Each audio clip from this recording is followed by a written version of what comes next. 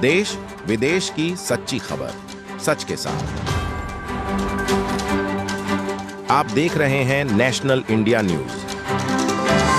North Bengal के मालदा जिले के कालिया चौक के इलाके में बांग्ला आवास योजना को लेकर एक बार फिर भ्रष्टाचार के आरोप सामने आए हैं। आरोप है कि आधार और बैंक अकाउंट नंबर बदलकर असली लाभार्थी की पहली किस्त 60,000 टका किसी अन्य व्यक्ति के खाते में ट्रांसफर कर दी गई है।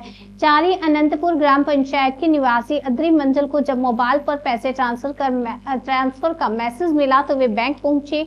वहां उन्हें पता चला कि राशि किसी दूसरे अकाउंट में चली गई है। इसके बाद उन्होंने ब्लॉक ऑफिस में लिखित शिकायत दर्ज कराई। अद्री मंडल और उनके बेटे ने ग्राम पंचायत के उप प्रधान और प्रधान पर गंभीर आरोप लगाए हैं। हालांकि उप प्रधान श्यामल मंडल ने इन आरोपों से इनकार किया है, लेकिन यह स्वीकार किया है कि इलाके में कई लोगों के साथ ऐसी घटनाएं हुई हैं। मामले ने अब राजनीतिक रूप ले लिया है और जांच की मांग तेज हो गई है। এরকম যে টাকা ঢুকে গেছে মেসেজ এক মাস হয়ে গেল, তারপর অ্যাকাউন্টে টাকা নাই না তো ঘুরে আসলাম, কি করবো বোকার মতন ঘুরে আসলাম, এই কাণ্ড করলো। আপনার পাড়াতে আর কারোর সাথে এরকম হয়েছে? হয়েছে তো, ওরা তো গুরুত্ব দেয়নি বাবু, ওরা তো গুরুত্ব কতজনের দেয়নি। হয়েছে এরকম? দু তিন জনের হয়েছে।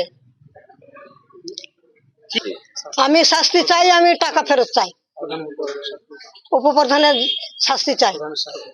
কবে কবে করেছিলেন আবেদন?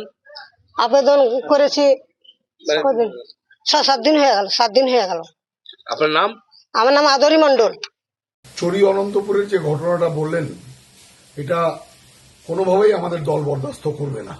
কারণ কেন্দ্রের শত বঞ্চনার পরেও মুখ্যমন্ত্রী মমতা বন্দ্যোপাধ্যায় এই আবাস যোজনার টাকা বেনিফিশিয়ারির অ্যাকাউন্টে যাতে পৌঁছায় তার জন্য ব্যবস্থা করছেন। সেই টাকা নিয়ে যদি কেউ আত্মসাৎ করার চেষ্টা করে তাহলে আমাদের ডিমান্ড থাকবে কঠোর থেকে কঠোরতম শাস্তি এর সাথে যারা জড়িত তারা যেন পেনালাইজড হয়।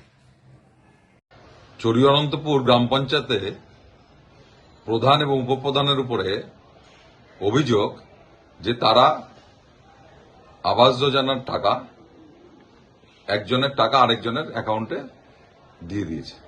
এই ঘটনা তৃণমূলের নতুন না, এই দুর্নীতি তৃণমূল প্রথম থেকেই করে আসছে।